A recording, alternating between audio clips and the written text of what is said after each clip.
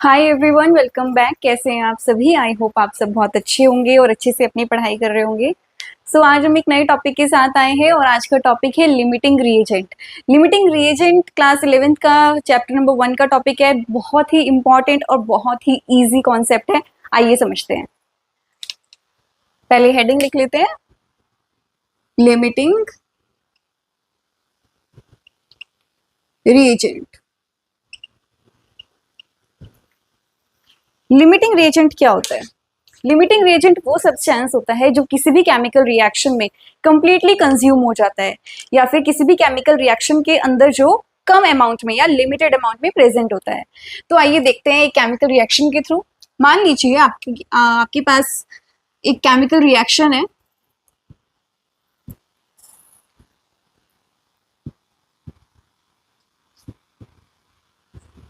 ठीक है, ए plus B क्या है यहाँ पर? रिएक्टेंट।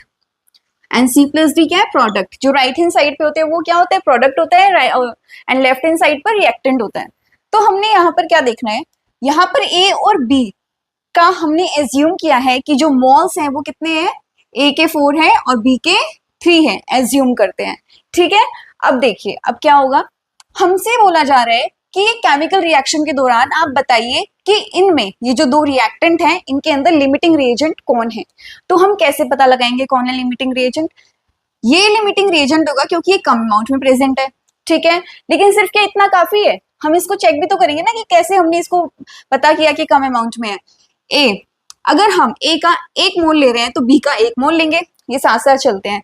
अगर हम ए के 2 मोल ले रहे हैं तो बी के भी कितने लेंगे? 2 मोल लेंगे।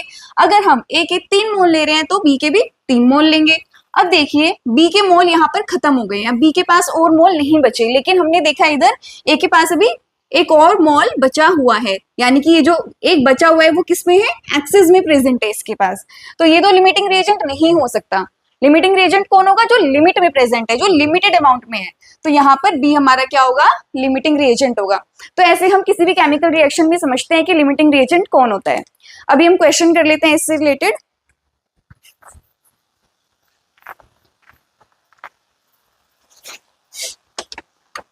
अगर मैं आपको एक क्वेश्चन दूं,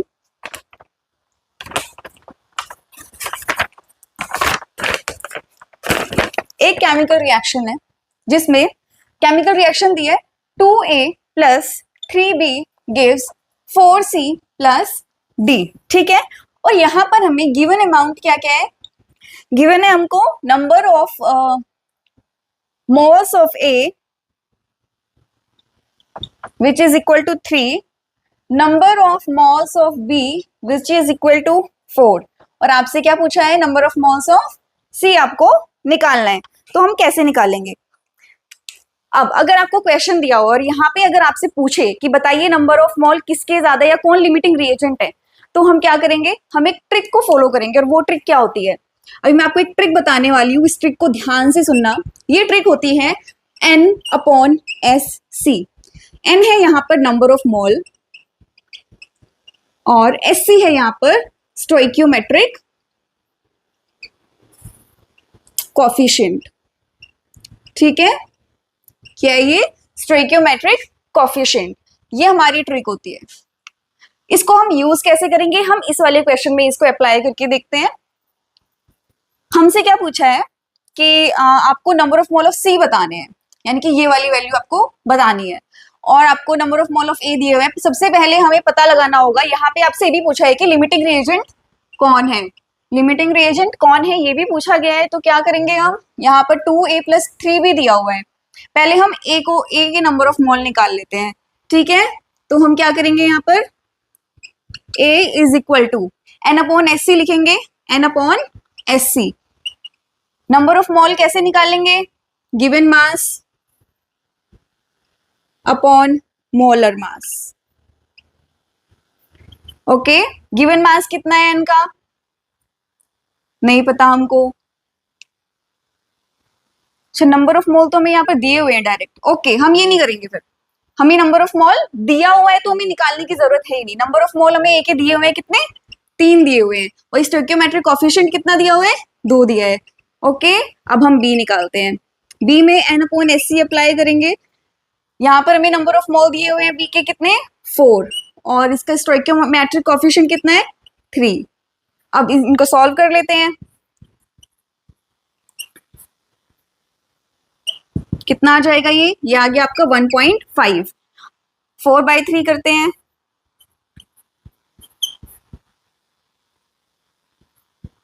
ये आ गया आपका 1.3। 1.3 और 1.5 में कौन कम है 1.3 कम है जो कि B है। तो यहाँ पर लिमिटिंग रिएजेंट कौन हुआ B is our limiting reagent. यहाँ पर B हमारा लिमिटिंग रिएजेंट है। और अभी हमसे ये भी पूछा है ना कि हमको number of mole of C निकालना है, तो अब वो भी निकाल लेते हैं। वो हम कैसे निकालेंगे, यहाँ पर तो हमें नंबर ऑफ मोल दिए हुए थे लेकिन यहाँ पे अब हमें C के निकालने पड़ेंगे। तो हम क्या करेंगे C is equal to N upon SC। N क्या है given mass upon molar mass. अब देखिए यहाँ पर given mass upon molar mass का फॉर्मूला तो अप्लाई हो ही नहीं सकता क्योंकि यहाँ पे हमें कोई कंपाउंड थोड़ी ना दिया हुआ है, ठीक है, जैसे कि CO2, H2O, CH4 ऐसे कोई कंपाउंड तो दिया नहीं हुआ। तो हम नंबर ऑफ मोल हम कैसे निकालेंगे ना हमें मास दिया हुआ है। तो यहाँ पर हम एक चीज फॉलो करेंगे और वो क्या होती है, वो होता है ये वाला कॉन्सेप्ट जिसको हम यूनिटरी मेथड भी बोल देते हैं। 3B अगर 4C दे रहा है तो बताइए 1B कितना देगा 4C/3 देगा, ठीक है। और यहाँ पर हमें C कितना दिया है 4 दिया हुआ है, तो 4C कितना हो जाएगा 4C/3 इंटू 4 कितना हो गया ये 16/3। तो यहाँ से हमारे नंबर ऑफ मोल कितने आ गए 16/3। तो ये हमारा क्या होगा आंसर NC का। ओके सो यहाँ पे हम ये क्वेश्चन देख लेते हैं। क्वेश्चन क्या है, क्वेश्चन को पढ़ेंगे पहले। 1 gram hydrogen gas react with 1 gram chlorine gas, then find out limiting reagent and also find the weight of the product। ये हमें क्वेश्चन दिया हुआ है, अब इसको सॉल्व करते हैं। कैसे सॉल्व करेंगे इस क्वेश्चन को, पहले केमिकल रिएक्शन लिख लेते हैं। H2 plus Cl2 gives HCl, ठीक है। बैलेंस करने के लिए क्या करेंगे यहाँ पर 2 लगा देते हैं। Now this is a balanced chemical reaction. अब हमसे क्या पूछा है, हमें लिमिटिंग रिएजेंट निकालना है। इन दोनों में लिमिटिंग रिएजेंट कौन है, लिमिटिंग रिएजेंट को फाइंड आउट करने से पहले हमें इसके नंबर ऑफ मोल्स भी निकालने पड़ेंगे। तो चलिए नंबर ऑफ मोल निकाल लेते हैं पहले। तो N is equal to W/M। N कितना है W कितना है यहाँ पर 1। हाइड्रोजन का कितना होता है मॉलिक्यूलर मास 2, तो 1/2 आ गया हाइड्रोजन का। NCl2 का निकाल लेते हैं W/M।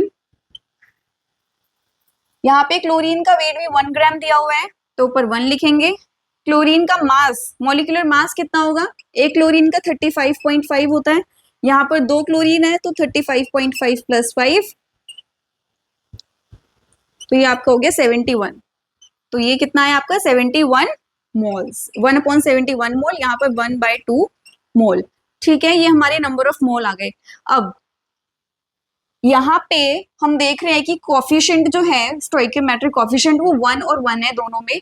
तो यहाँ पे हमें आगे सॉल्व करने की जरूरत नहीं है कि हम फाइंड आउट करें कि कौन इसमें लिमिटिंग रिएजेंट है। हम ये इजीली नंबर ऑफ मोल को देखकर ही बता सकते हैं कि कौन है यहाँ पर लिमिटिंग रिएजेंट।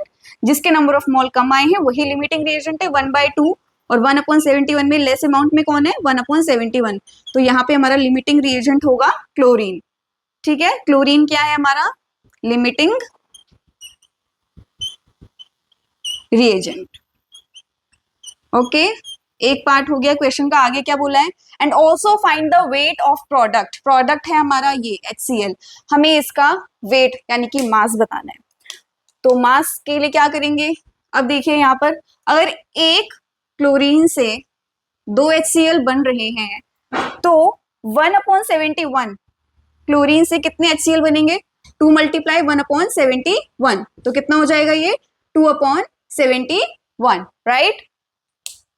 तो यहाँ पर हम क्या करेंगे आगे, हमें यहाँ पर नंबर ऑफ मोल पता चल गए हैं 2/71। अब हमको इसका मास निकालना है तो फॉर्मूला लगा लेते हैं। N is equal to W/M।